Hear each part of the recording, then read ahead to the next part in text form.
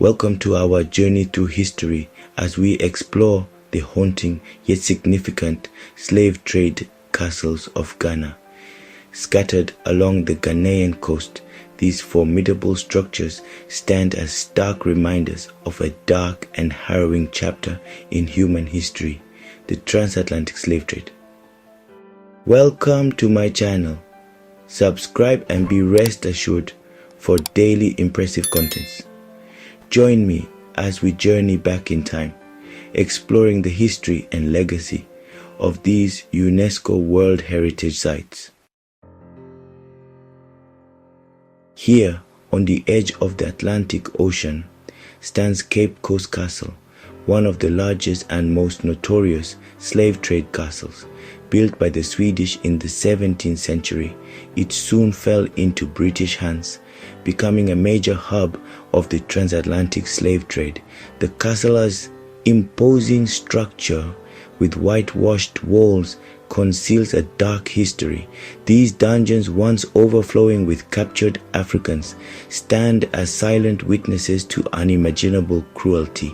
Men, women, and children, torn from their homes, were imprisoned here in cramped, unsanitary conditions, enduring unimaginable suffering as they awaited their fate across the Atlantic.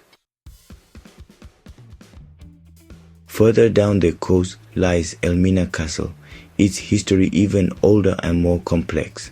Constructed by the Portuguese in the 15th century, it began as a trading post for gold, ivory, and other goods. But as the demand for slaves grew, Aluminium transformed into a holding pen for human cargo. It was from Aluminium's infamous Door of No Return that countless souls were marched onto slave ships, their cries swallowed by the relentless roar of the ocean. Chapter 3: Fort Christiansborg, a seat of power and oppression. In the heart of modern-day Accra stands Fort Christiansborg, a castle that has borne witness to centuries of power struggles and shifting allegiances. Originally built by the Danes in the 17th century, it changed hands numerous times, becoming the seat of government for independent Ghana. Beneath its imposing facade lies a dark undercurrent, a legacy inextricably linked to the slave trade.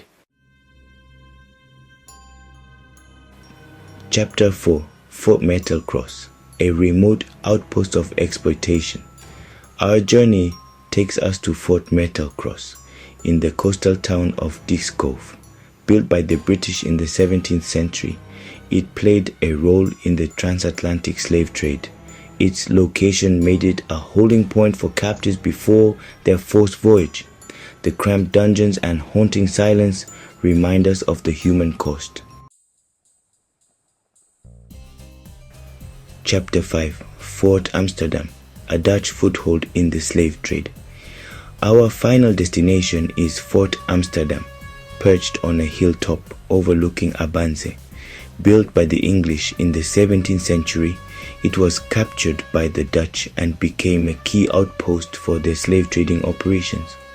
Fort Amsterdam, like other castles we've explored, played a central role in the forced migration of Africans. Outro: remembering the past, honoring the legacy. Thank you for joining us on this journey through Ghana's slave trade castles. These imposing structures, once symbols of oppression and inhumanity, now stand as poignant reminders of a dark chapter in human history. They challenge us to learn from the mistakes of the past and to strive for a future where such atrocities are never repeated. Don't forget to like, share, and subscribe for more historical explorations.